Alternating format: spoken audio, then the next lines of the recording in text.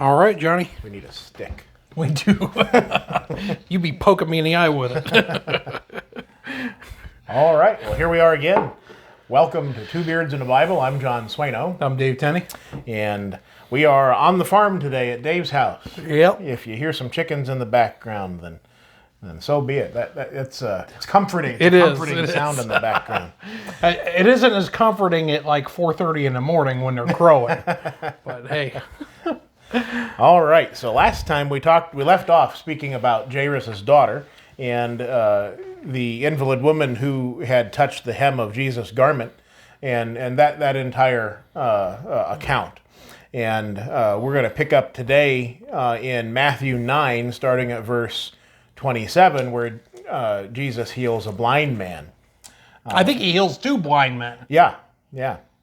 So I guess I'll volunteer to read. Okay. And then we'll make you read the next section. Okay. So Matthew 9, starting at verse 27, says, "When Jesus departed from there, two blind men followed him, crying out and saying, 'Son of David, have mercy on us.' And when he had come into the house, the blind men came to him, and Jesus said to them, 'Do you believe that I am able to do this?' They said to him, 'Yes, Lord.' Then he touched their eyes, saying, 'According to your faith, let it be to you.' And their eyes were opened, and Jesus sternly warned them, saying, 'See that no one knows it.' But when they had departed, they spread the news about him in all that country. As they went out, behold, they brought to him a man mute and demon-possessed. And when the demon was cast out, the mute spoke, and the multitudes marveled, saying, 'It was never seen like this in Israel.' But the Pharisees said, 'He casts out demons by the ruler of the demons.'" Well, it looks like we got two different events here that happened. You got these two blind men that were healed, so they can't see, and this other man cannot speak. Right. My wife, I think, sometimes wishes that was me. We all have those close family members that we wish were mute for a day or two. Yeah, exactly. You just hope it's not you, right? Right. Okay, so we go back to these two blind men, and the first thing I notice is they call him Son of David. And they must have known something about him. Mm-hmm. I mean, why else would they have called him that? Right. And it's a humbling thing that they're doing too. That they're asking for this person to heal them. I think a lot of times that we as human beings, we get puffed up and think we can handle a situation, and they understood that they couldn't. And yes, they obviously had heard of Christ and heard of who he was, and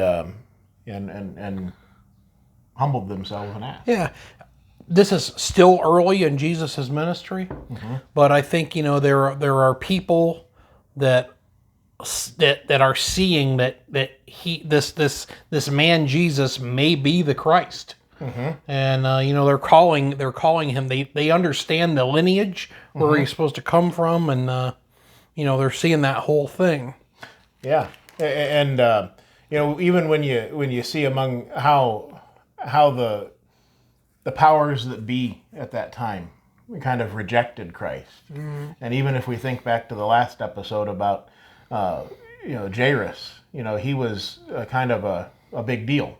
Yeah, and he. And his need for Christ and what Christ could do overpowered or usurped his high place and his pride. And that's the same thing we see here with the blind man. And that's where we all have to get. When we have to need. Yeah, we have to realize that we need Christ. Right. I think you had mentioned in the last episode about sometimes people need to get to the bottom in their lives before they're ready to move forward.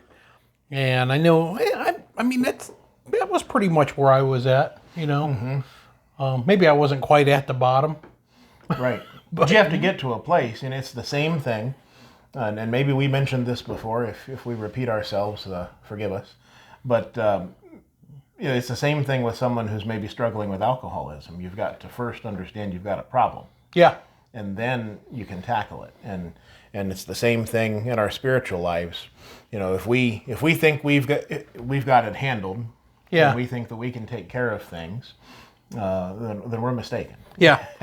We need to get to that place. Oh yeah, I've talked about this before that I used to smoke, and that was a hard thing to quit doing, but it was like I finally realized it was all in my head. After like a month, I think the like nicotine part is done, but the part that's in your head, oh my gosh, it was hard to get over it. Yeah, all of the issues of our life, they come from our head, don't they? They do. And the remedy for that offered to us through the scriptures and through Christ is also in our head, so to Yeah. speak.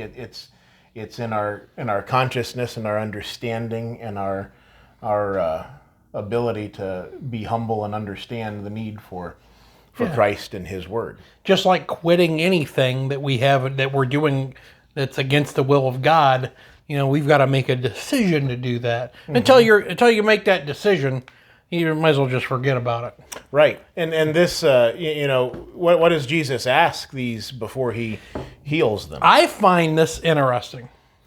He says, "Do you believe that I am able to?" He didn't say, "Do you believe that I'm Jesus?" Right. He said, "Do you believe I'm able to do this?" Mm-hmm.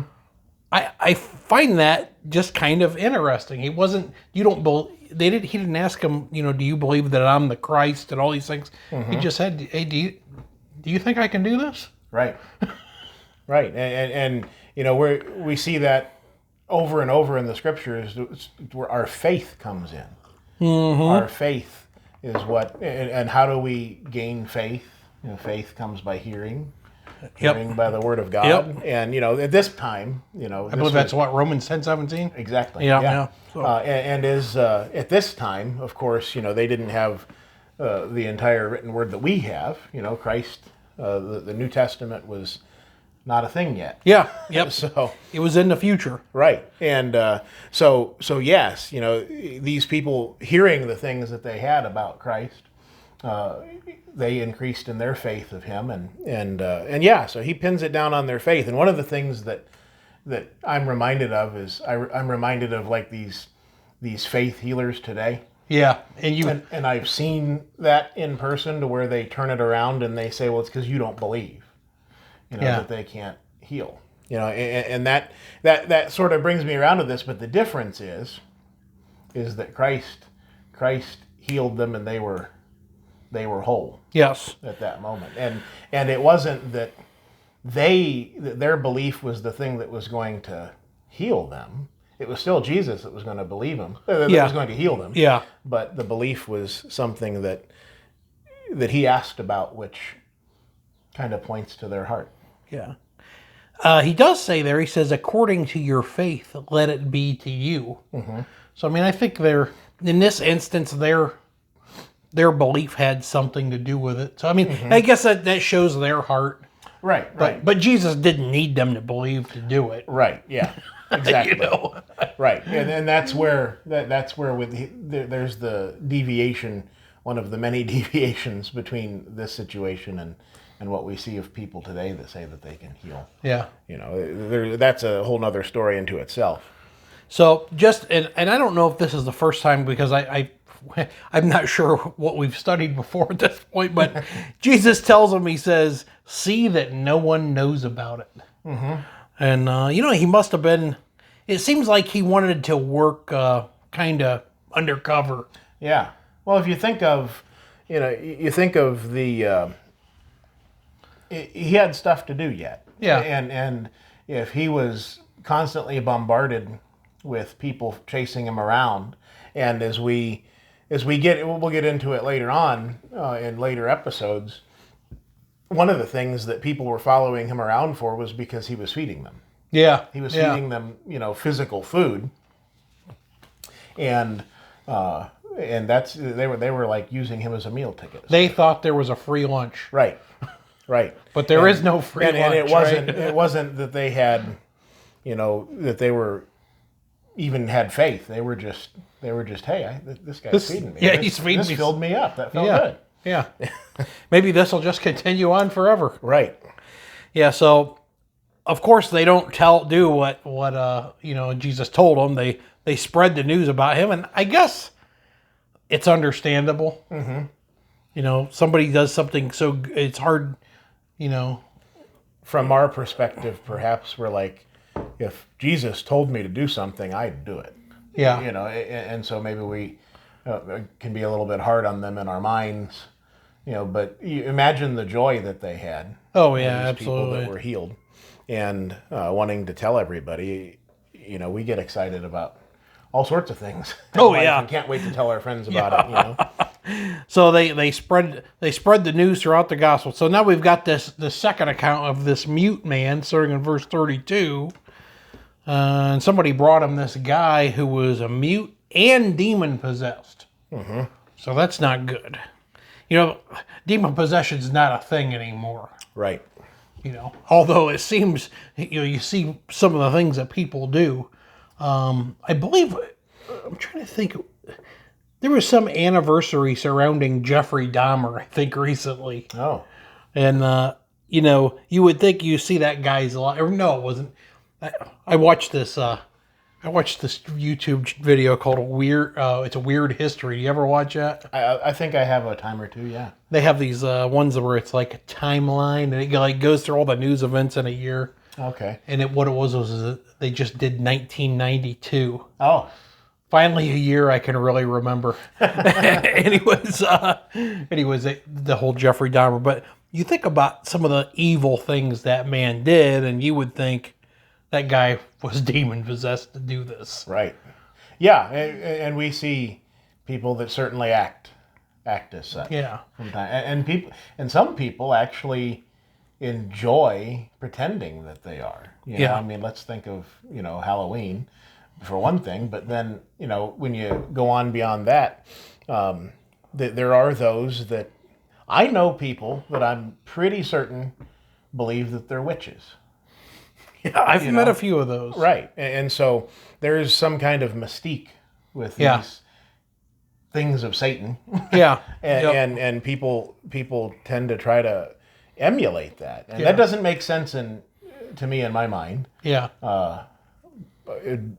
But I guess now you're going to follow something. Yeah, when you see somebody doing something horrific now, it's basically it's sin.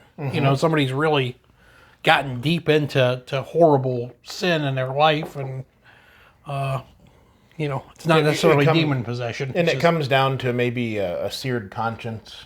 Yeah. Not allowing. If we continue to delve into things that are not according to God, we become kind of hardened. Yeah. To those things, and then before you know it, our conscience is seared. Oh yeah. And it doesn't hurt anymore to do those things. And there's a lot of people that, for whatever one reason or another, whether it was the situation they were born into, the family they grew up with, the things that happened to them when they were younger, those can all work together to sear someone's conscience. So Jesus casts out this demon, and this man who is mute begins to speak, and the crowds are they can't believe it. Right. They'd never seen anything like this before. What did the Pharisees do? They weren't happy. This is an example of where somebody blasphemes the Holy Spirit. Yeah. Right. In the Bible, it talks about, that's the one sin that won't be forgiven. And here the Pharisees say he casts out demons by the ruler of they attributed the work of Jesus to the work of Satan. Right. And that's the Son of God is sitting in front of them. And yet, it's like denying the sun hangs in the sky. Yeah. It's just everybody else is marveling, but they're like talk about seared conscience. Oh yeah. Absolutely. They were beyond feeling. Yeah. Yeah. All right, what's our next section here, buddy? Well, Matthew 13 verses 54 through 58. 54 through 58. And this is Jesus visiting Nazareth and being rejected by his own people. Yeah. Let's see here. Starting in verse 54, did you say? Yes. Yep. I'm going to start on 53. Okay. It says, "Now it came to pass, when Jesus had finished these parables, that he departed from there. And when he had come to his own country, which is Nazareth, he taught them in the synagogue, so that they were astonished and said, 'Where did this man get this wisdom and these mighty works? Is this not the carpenter's son? Is not his mother called Mary? And his brothers James, Joseph, Simon, and Judas, and his sisters, are they not all with us? Where then did this man get all these things?' So they were offended at him. But Jesus said to them, 'A prophet is not without honor, except in his own country and in his own house.' Now he did not do mighty works. He did not do many mighty works there because of their unbelief." Yeah. Right. And when we think about that, why didn't he stay and do more mighty works? I mean, why throw pearls before swine? Right. And this idea of not being accepted by your own countrymen, by the people that know you the best, which obviously, Christ being who he is and being that he was perfect, he had to have a good reputation. Yeah. But that goes to show you just how hard it is to overcome what people think in their heads. Yeah, try to convert your own family. Right. And sometimes it's more impossible than anybody else. It's the hardest thing. Yeah. It really, truly is. Besides maybe, your immediate family, if you catch them young. Yeah, yeah. But yeah, they're the hardest people to talk to. Yeah, absolutely. He goes, I guess here's, they say, "Is this not the carpenter's son?" It kind of tells us, what Jesus's earthly father, Joseph, did. Mm-hmm. And I'm sure Jesus, living there for 30 years of his life, that's what he did. Jesus was a carpenter as well. Right. Makes me feel good. Right. Yeah. Right. And there's that, still to this day, there's that stigma against those that it's, I think, disappearing a little, but Yeah. there's a stigma against working with your hands. Yeah. In this world. And I think there are some that are waking up to the idea that, we can't survive without these people that work with their hands. It's a good thing. We can't all be coders, right? Right. Yeah, You can't eat code. Right. Someone's got to be the farmer. Someone's got to be the electrician. Yep. The plumber. The auto mechanic, whatever. All those things that we enjoy in modern society. Yeah. They have to be put there by somebody. And there again, Christ came and was put in that place of being in a I don't want to say lower class, but a normal, common, everyday family.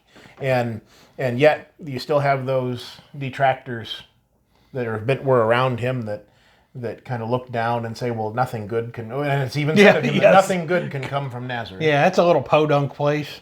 Right. Nothing good coming out of there. Right. I mean, growing up in Barberton, I've heard that before. Oh, I bet. Well, anybody would know that at least good chicken comes out of Barberton. Right. Yeah. The best. We just went down to Georgia, and you know how I like to eat.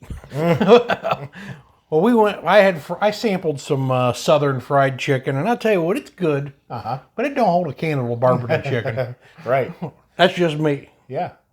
The next thing I notice in here is that Jesus has these brothers. Mm-hmm. And I know that there are some, I believe the Catholic Church teaches that Mary had no other children except for Jesus. Okay. But how could he have brothers and sisters if that were true? Right. So I think that's just a good scriptural reference that Jesus had. It said, "Is not his mother called Mary, and his brothers," and he names them, and his sisters, aren't they all here? Right. So Right. All of these people are astonished. They've known Jesus since he was a kid. They know his whole family. And now here he is trying to be this, this super, big to-do guy, and they're not going to have any of that. Right. And there's always some of that, the jealousy, Yeah. that people wouldn't allow someone from their place to, in their minds, is doing better than them. Or the hardest thing to ever do is to try to tell someone that they're wrong. Yeah. That's almost never taken well, in the world. I mean, as Christians, we ought to be able to take that criticism and make a change in our lives. Yeah. Yep. When as brethren, we should be willing to make those statements and tell our brethren, hey, I think you're a little off on this. You need to. Those are hard conversations to have. They are. Yeah. I mean, right. They're hard conversations if somebody comes to you. Right. And I've had that happen personally to me. Right. Yeah. And I'm looking back on it, I'm like, okay, that was a good thing. Yeah. It got me straightened back out. It's a thankful thing that our brethren care about us and are able to do that. Yeah. After sermons, I'll have more than once I've had someone come to me and say, hey, I don't think that word means what you think it means. and it's been a good thing. It's been one that was a building up time. Yeah. I look back at it and say, okay, you know what? I probably shouldn't have used that word in that way. And thank you.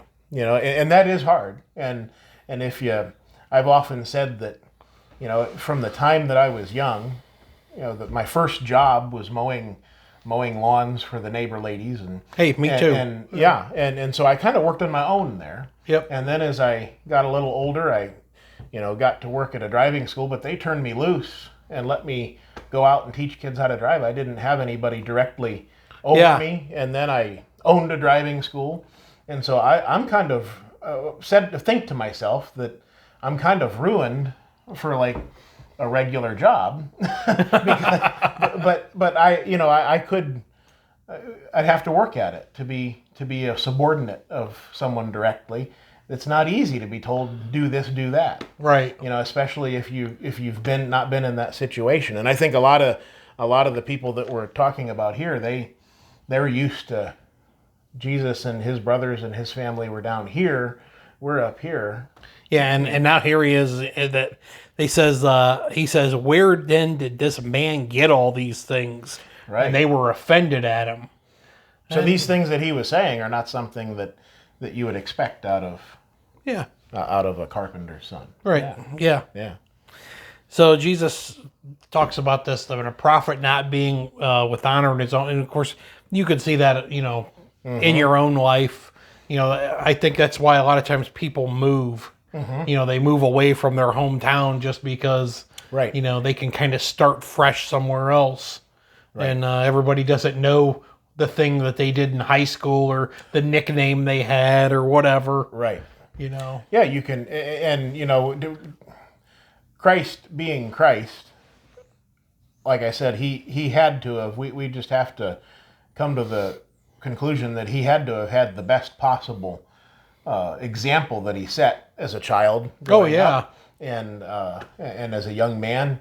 So we know that there's not anything in his past negative, that he would need to be hiding from. But it's just the simple fact that people that you are closest to, it's hard for them to believe that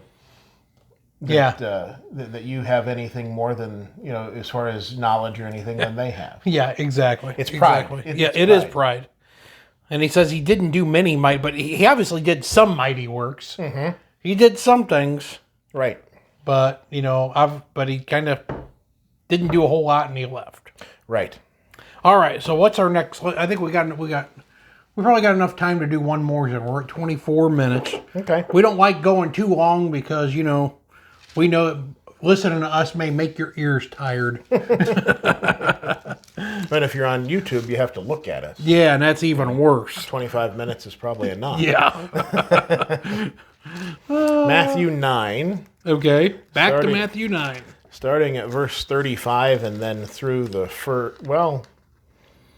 It kind of splits us up here. Let's read 9:35 Through 38, through the end of the chapter. through 10:1.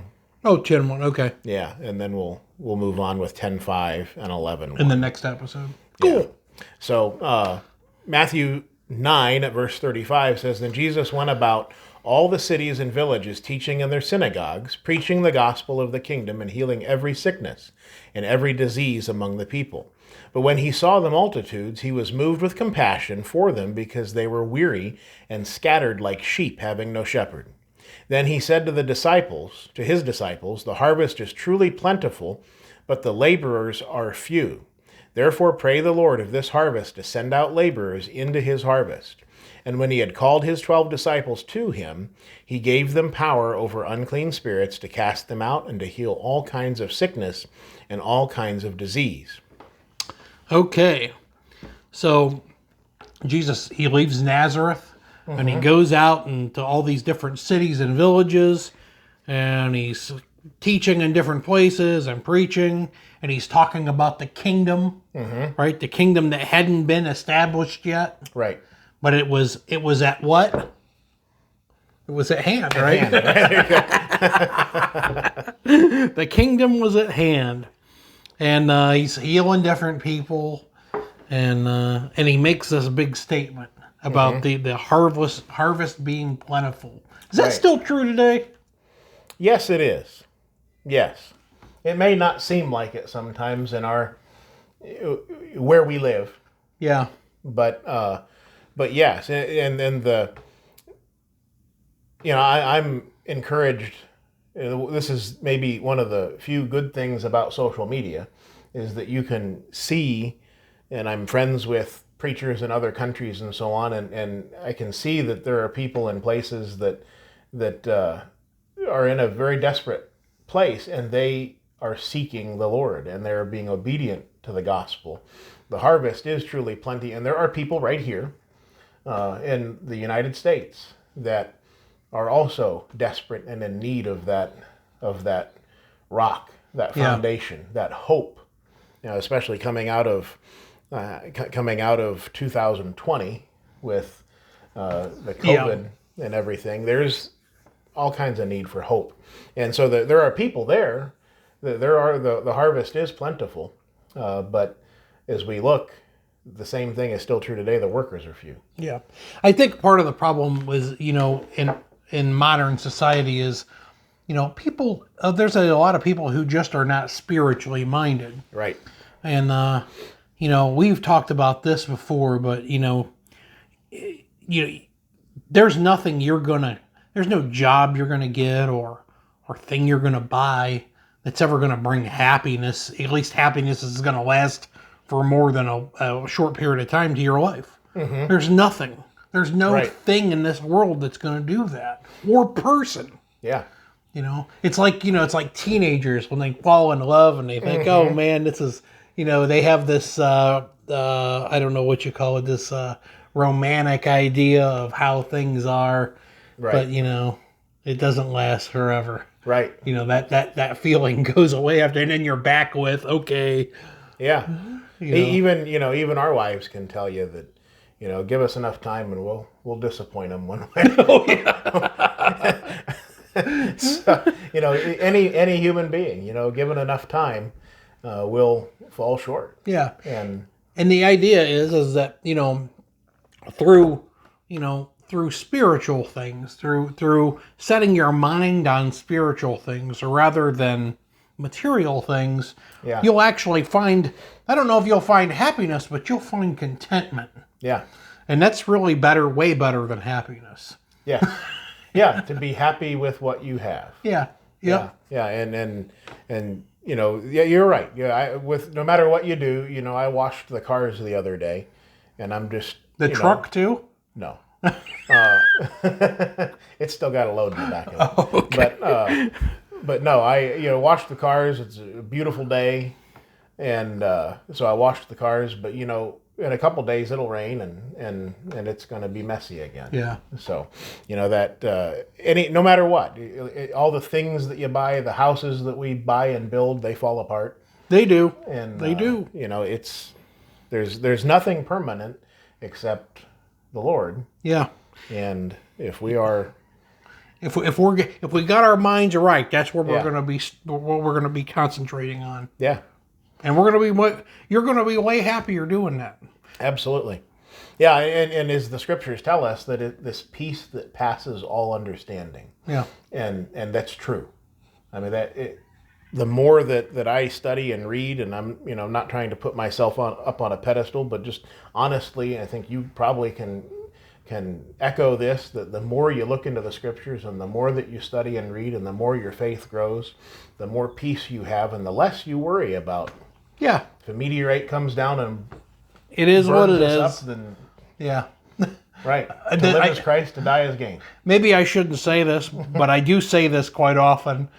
I'll say, "Well, I'm ready to die right now." And I don't mean that in a morbid way, but I mean it's just like, yeah, Yeah. that's not one of my things I dwell on. Yeah, I've heard some brethren say, "Lord, come quickly." Yeah. And life is hard. The longer that we're here, the harder we have to work at maintaining our faith, Yeah. and not slipping into the sticky traps of sin. Yep.